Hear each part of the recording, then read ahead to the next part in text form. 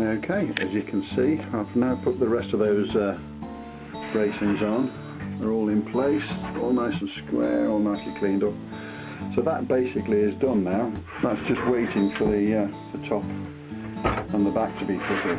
So I'll just show you. I've had another delivery of some wood, so I'll show you what I've got just a sec. Right, I don't know whether you can see this. This is my soundboard. I was going to use Sitka spruce, but I've read some really good reports about European spruce. It's got a lot of different names. This one's called Swiss pine, but it's all the same stuff.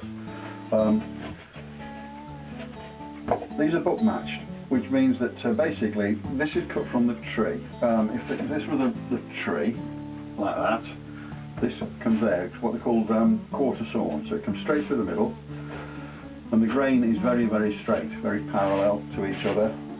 It's cut out as one piece, and then it's split down the middle, like that, and then you open it up like a book, and the idea is it gives you the same grain on each side. Whether that has any real tonal qualities is debatable, but it does look nice when it's all sanded down and done. This is rough sawn, so it needs a lot of planing and sanding yet to do. I'm hoping a friend's going to help me out with that. I've roughly drawn the shape of the guitar on it. I might have to move that a little bit because I've just noticed there's a little knot there, just on the edge. It will actually cut out because there's be like purfling to go around there, so that will actually cut out. But I could move it up or down slightly just to avoid that. You can probably see I've sanded a little bit of it just to see what the grain's like, and it's rather nice. In fact, it's very nice. It's got very, very close to the centre, and it sort of slowly widens out as it gets towards the edge of the guitar, which always looks good, I think. So I think that's what I'm going to use. One of the things I'm going to have to do on the guitar, because I've decided I'm going to use forward-shifted bracing. Now, your bracing is X-bracing, which is invented by Martin Guitars. Basically, you have the sound hole here, and these go across there like that, and that's your main support for the guitar. Normally that's at here, but well, they are these days anyway on Martin Guitars, but what they used to do, they used to be slightly further forward, which gives you a bigger area here. This is where your bass response comes from, this part of the guitar. So it gives you a slightly better bass response. But it means that it's a bit weaker here, because the one thing you can't adjust is where the bridge placement is. The bridge has got to be fixed in the right place. So it doesn't matter where you put these, the bridge has always got to be in the same place. So if you forward shift it, the bridge stays where it is. Now the bridge, what a lot of people don't realise about the bridge, I think I've got one in here. The bridge is actually a brace in itself. It braces the top of the guitar. You get all your braces underneath, but you've also got this top brace. Now, with a normal bracing, which is sort of here like this, the bridge will fit on there, and it'll be covered by those bracings. They go over each other, overlap, and give some strength. The bridge can't move. Okay, so if you move the bracing forward, you can see the problem. There's no support for the bridge underneath the bracing. So what I'm going to do, use a slightly bigger bridge plate underneath the guitar to give it a little bit of strength.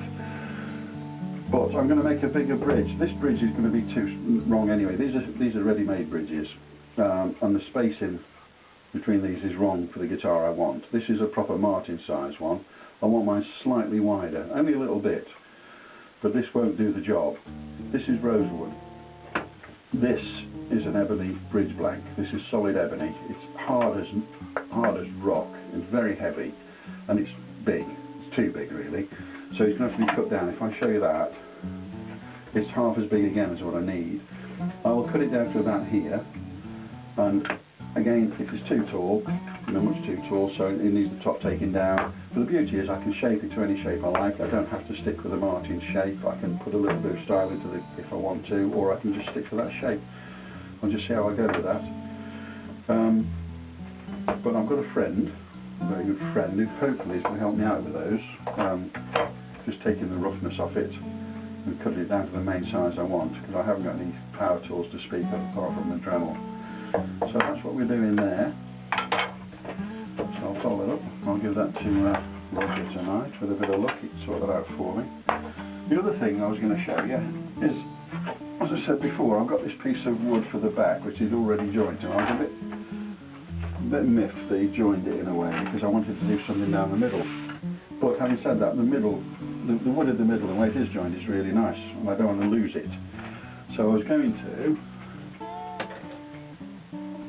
originally, there was a three-piece back effectively, two sides, there's a bit down the middle with like a zigzag piece of wood, you know, just to give it some style. But I thought what I might do is use some of this. This is perfect. This is wood. Well, it must take ages to make. It's made in long flat strips and they slice it down and that's what you get. Now I thought I might use that as a back strip. Put it straight down the middle. That way it's not going to take too much out of the guitar. The wood will still be there to be seen, but it'll still give it a little feature, which I think is it's just what it needs really. It means routing a channel down the middle there, and unfortunately at the moment I don't have a router that's small enough to actually do that, so I'm going to have to order one. I'm going to have a go at that. Bit of a risk, because it's quite thin, as you can see it's about 3mm, if that, and you've taken a lot of the wood away.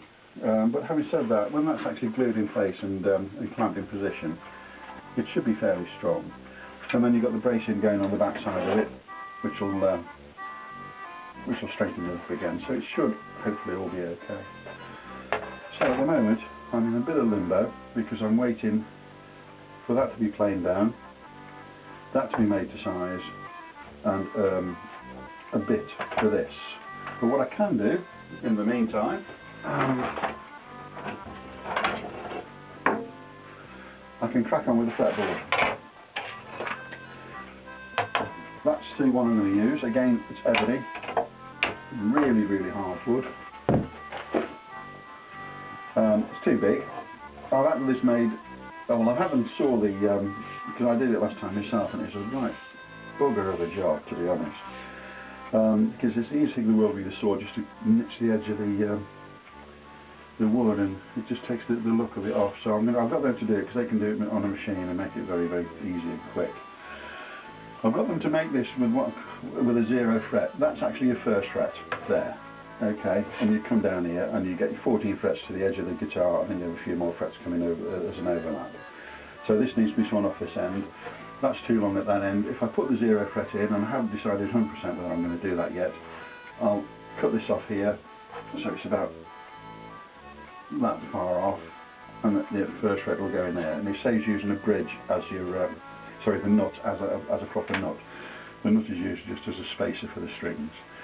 Now I'm going to cut this down to fit the neck I've got, but I'm going to make it the same width across the 12th fret and across the nut as my current Avalon guitar, because I love the neck on that guitar. The actual spacing is perfect for me.